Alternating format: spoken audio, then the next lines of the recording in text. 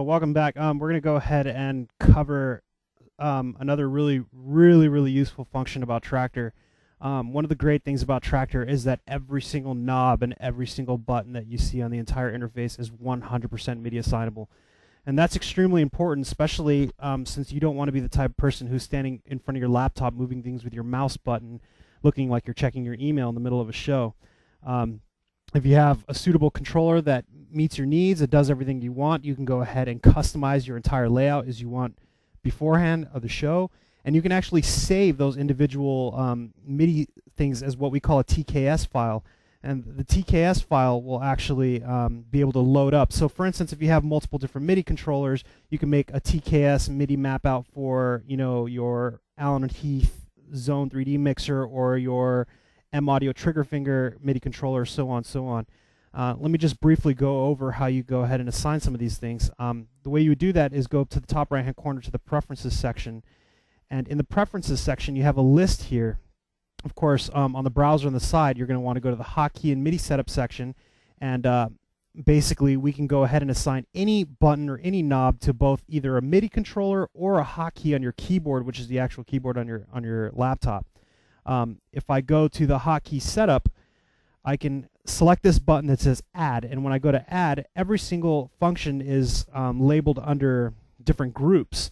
For instance, if I want to go to Deck, under my Deck section, I have all the functions for cue points, for loading tracks, for loop points, EQs, effects processors, BPM, tempo, so on, so on. So for now, what I'm going to do is I have some things already in my layout and my list, and I'm going to go ahead and delete some stuff that we don't need in order for me to add some new stuff.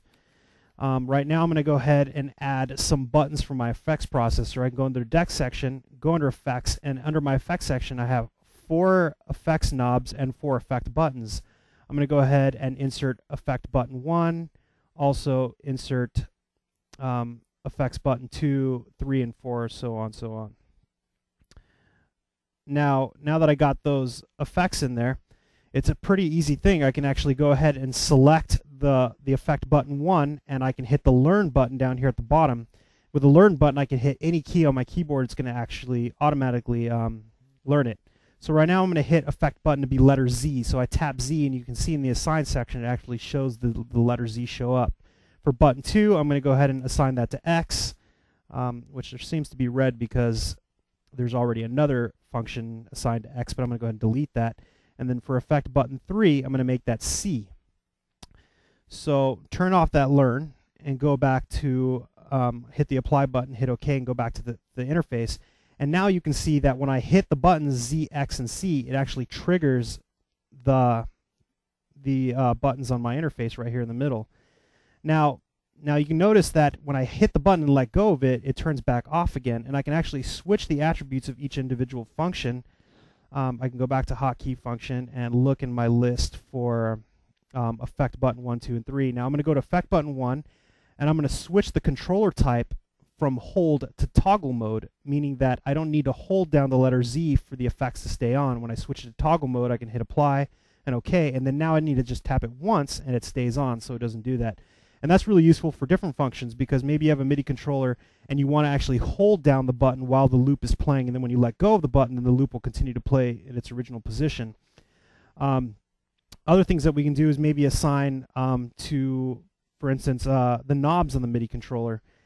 And to do that, I go to the MIDI Setup section, and I already have this set up previously, but I can go ahead and go to, Effect Knob 1, and I can hit the Learn button and just turn whatever knob on the interface that I want it to be, and go to Effect Knob 2 and turn that to be whatever I want it to be, and so on, so on.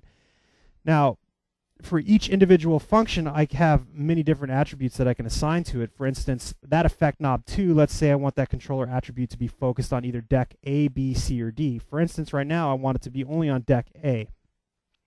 And you can actually assign the type of MIDI control. You have analog fader knob and even rotary controls as well. And you can invert it as well. So let's say if you're turning the knob to the left, but on the right it seems like the knob's going to the right, you can go ahead and invert that so they move together more seamlessly. So now that I have that applied, you can go ahead and hit the play button, and you can see the tracks playing. And now if I move the knob on my MIDI controller, it's moving the knob on the interface as well. So I'll hit the Z button to turn it on. And let's go ahead and maybe put this to delay, for instance. And now that I have it on with the Z button, then I can go ahead and manipulate the effects.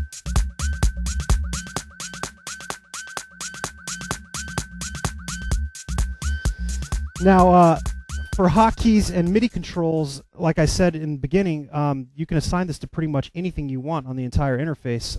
So if you want to go ahead and assign cue points to your keyboard, that's extremely easy as well. So if you could hit the first button, it'll go ahead and jump to the first cue point, like you can see on deck B over here. Right now I'm playing in the middle of the track, but if I hit the 1 button, it's going to jump back to cue point 1, which we inserted earlier. This allows you to be able to customize Traktor any way you want, 100%, with any MIDI controller you want, so you have a completely customized system and works best for you. So that should wrap it up for MIDI controls and key assigns. Thanks for checking out the MIDI controls and key assign function. Now we'll go ahead and move on to the next topic.